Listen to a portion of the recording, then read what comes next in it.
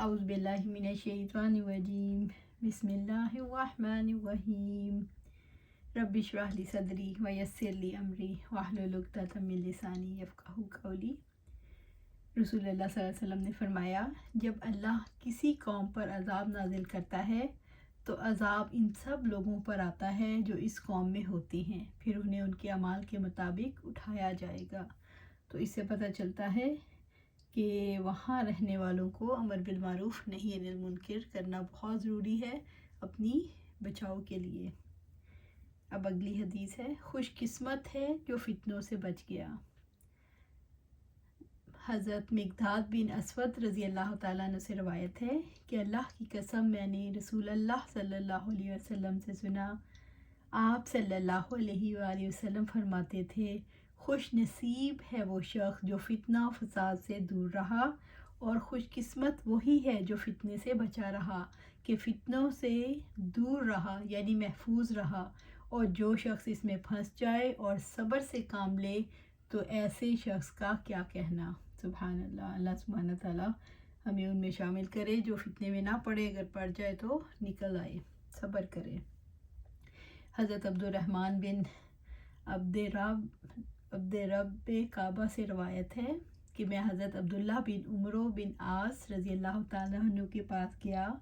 وہ کعبہ کے سائے میں بیٹھے ہوئے تھے اور لوگ ان کے پاس جمع تھے۔ میں نے ان سے سنا، وہ کہہ رہے تھے، ایک بار ہم آپ صلی اللہ علیہ وآلہ وسلم کے ساتھ تھے، سفر میں تھے، اتنے میں آپ صلی اللہ علیہ وآلہ وسلم ایک مقام میں اترے تو ہم میں سے کوئی اپنا خیمہ لگا رہا تھا، کوئی تیر مار رہا تھا، کوئی اپنے جانوروں کو چرانے لے گیا کہ آپ صلی اللہ علیہ وسلم کے مؤذن نے آواز دی کہ نماز کے لیے جمع ہو جاؤ۔ ہم سب جمع ہو گئے۔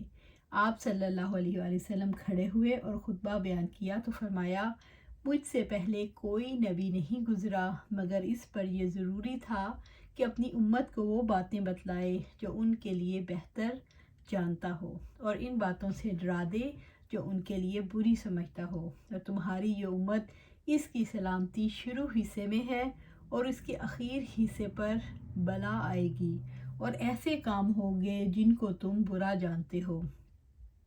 پھر فتنے آئیں گے ایسے کہ ایک کے سامنے دوسرا ہلکا معلوم ہوگا، یعنی فساد پیدا ہوں گے۔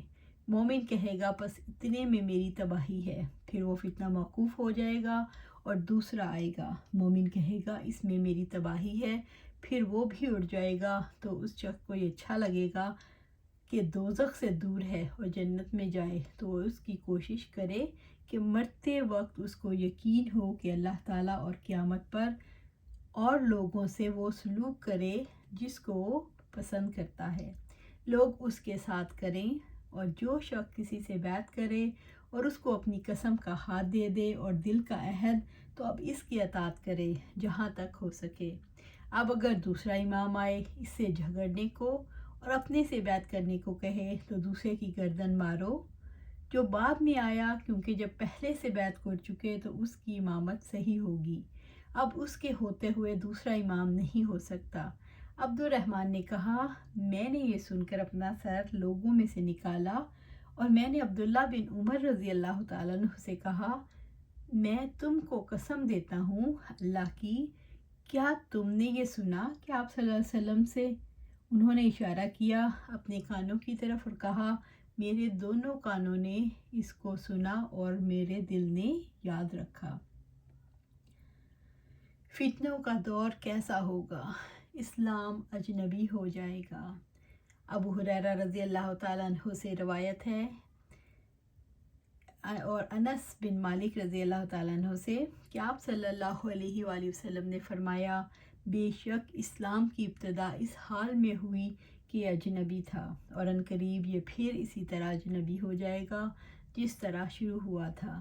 بس خوشخبری ہے اجنبیوں کے لیے۔ آپ خود دیکھ لیں کہ اسلام پہ چلنا سب کو مشکل لگتا ہے، شاذ و نادر لوگ ہی اسلام پر چلتے ہیں، پریکٹسنگ مسلم ہیں، باقی سب کو لگتا ہے یہ تو 1400 سال پرانی باتیں ہیں، اب یہ اس پر عمل کرنا ممکن نہیں۔ علم اٹھا لیا جائے گا۔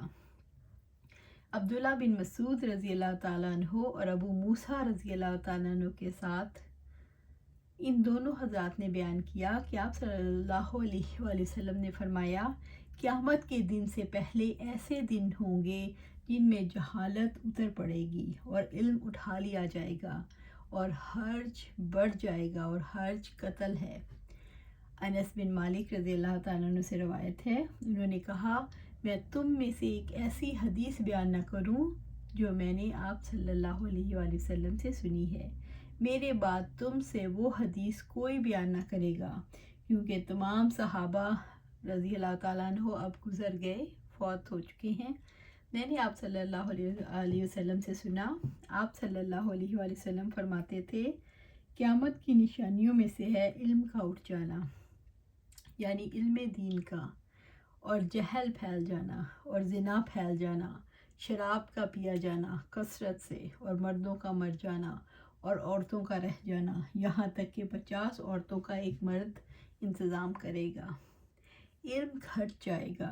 ابو ہریرہ رضی اللہ تعالیٰ عنہ سے روایت ہے کہ آپ صلی اللہ علیہ وآلہ وسلم نے فرمایا زمانہ چھوٹا ہو جائے گا، یعنی جلدی گزرے گا، بوجہ عیش و عشرت کے بابرکت نہ ہونے کی وجہ سے، یا یہ مراد ہے کہ عمریں چھوٹی ہوں گی، اور بعضوں نے کہا لوگ فکروں میں مصروف ہوں گے، بوجہ فتنوں کے معلوم نہ ہوگا کتنے دن گزر گئے، اور علم گھٹ جائے گا، اور لوگوں کے دلوں میں بخیلی ڈال دی جائے گی، اور فتنے ظاہر ہوں گے، اور حرج بہت ہوگا۔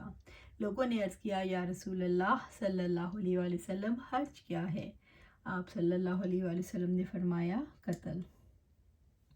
جہالت عام ہو جائے گی۔ عبداللہ بن مسعود اور ابو موسیٰ کے ساتھ تھے۔ ان دونوں حضرات نے بیان کیا کہ آپ صلی اللہ علیہ وسلم نے فرمایا قیامت کے دن سے پہلے ایسے دن ہوں گے جن میں جہالت اتر پڑے گی اور علم اٹھا لیا جائے گا اور حرج بڑھ جائے گا اور حرج قتل ہے۔ عمل کم ہو جائے گا۔ ابو ہریرہ رضی اللہ تعالیٰ عنہ نے بیان کیا کہ آپ صلی اللہ علیہ وآلہ وسلم نے فرمایا زمانہ قریب ہوتا جائے گا اور عمل کم ہوتا جائے گا اور لالچ دلوں میں ڈال دیا جائے گا اور فتنے ظاہر ہونے لگیں گے اور حرج کی کثرت ہو جائے گی۔ لوگوں نے سوال کیا یا رسول اللہ صلی اللہ علیہ وآلہ وسلم یہ حرج کیا چیز ہے؟ آپ صلی اللہ علیہ وآلہ وسلم نے فرمایا قتل قتل۔ اور یونس اور لیث اور زہری کے بھتیجے نے بیان کیا، ان سے زہری نے، ان سے حمید نے، ان سے ابو ہریرہ رضی اللہ تعالیٰ عنہ نے آپ صلی اللہ علیہ وسلم سے علماء وفات پا جائیں گے۔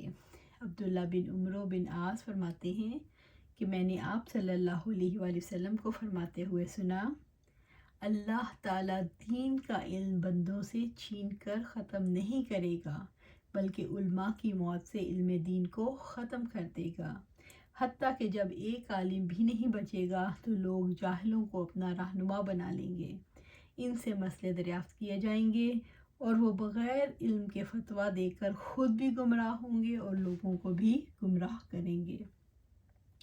حلال و حرام میں تمیز نہیں رہے گی۔ ابو ہریرہ سے روایت ہے رضی اللہ تعالیٰ عنہ سے، لوگوں پر ایک ایسا زمانہ آئے گا کہ آدمی کچھ پرواہ نہیں کرے گا اس نے مال حرام طریقے سے کمایا یا حلال طریقے سے۔ دین میں نئی نئی باتیں نکال لی جائیں گی۔ آپ صلی اللہ علیہ وسلم نے فرمایا قیامت کے دن میں حوض کوثر پہ ہوں گا اور اپنے پاس آنے والوں کا انتظار کرتا رہوں گا، پھر حوض کوثر پر کچھ لوگوں کو مجھ تک پہنچنے سے پہلے ہی گرفتار کر لیا جائے گا تو میں کہوں گا یہ تو میری امت کے لوگ ہیں۔ جواب ملے گا آپ کو معلوم نہیں یہ لوگ الٹے پاؤں پھر گئے تھے۔ اے اللہ ہم تیری پناہ مانگتے ہیں ہم الٹے پاؤں پھر جائیں یا فتنے میں پڑ جائیں۔ اس حدیث میں یہ الفاظ ملتے ہیں، اللہ تعالیٰ فرمائے گا آپ کو معلوم نہیں کہ انہوں نے آپ کے بعد دین میں کیا نئی باتیں نکال لی تھیں۔ حضرت سہل بن سعد رضی اللہ تعالیٰ عنہ بیان کرتے ہیں، وہ کہتے تھے کہ میں نے آپ صلی اللہ علیہ وآلہ وسلم سے سنا کہ آپ صلی اللہ علیہ وآلہ وسلم فرماتے تھے میں حوض کوثر پر تم سے پہلے رہوں گا، جو وہاں پہنچے گا تو اس کا پانی پیے گا اور جو اس کا پانی پی لے گا وہ اس کے بعد کبھی پیاسا نہیں ہوگا۔ میرے پاس ایسے لوگ بھی آئیں گے جنہیں میں پہچانتا ہوں گا اور مجھے پہچانتے ہوں گے، پھر میرے اور ان کے درمیان پردہ ڈال دیا جائے گا۔ ابو حازم نے بیان کیا کہ نعمان بن ابی عیاش نے بھی سنا کہ میں ان میں سے یہ حدیث بیان کر رہا ہوں، تو انہوں نے کہا، کیا تو نے سہل رضی اللہ تعالیٰ عنہ سے اس روایت کی یہ حدیث سنی تھی؟ میں نے کہا ہاں۔ انہوں نے کہا، میں گواہی دیتا ہوں کہ میں نے ابو سعید خدری سے یہ حدیث اس طرح سنی تھی۔ ابو سعید رضی اللہ تعالیٰ اس میں اتنا بڑھاتے تھے کہ حضرت صلی اللہ علیہ وسلم نے فرمایا، یہ لوگ مجھ میں سے ہیں۔ حضرت صلی اللہ علیہ وسلم سے اس وقت کہا جائے گا، آپ کو معلوم نہیں کہ آپ کے بعد انہوں نے کیا تبدیلیاں کر دی تھیں۔ میں کہوں گا کہ دوری ہو دوری ان کے لیے جنہوں نے میرے بعد دین میں تبدیلیاں پیدا کر دیں۔ آج ہم یہی ختم کریں گے اور پھر ہم دیکھیں گے یہود و نصارہ کی پیروی کرنے والے کون ہوں گے اور کیسے کی جائے گی۔ اللہ سبحانہ تعالیٰ ہمیں ان فتنوں کے دور میں صبر و استقامت عطا فرمائے۔ اس دور میں قرآن و سنت سے جڑ جائیں، قرآن و سنت سے جڑ جائیں، قرآن و سنت سے جڑ جائیں گے تو یہ سارے کام آسان ہو جائے گا، ورنہ مشکل ہوتا چلا جائے گا۔ اللہ سبحانہ تعالیٰ ہمیں اس فتنوں کے دور میں کامیابی اور کامرانی عطا فرما۔ آمین یا رب العالمین۔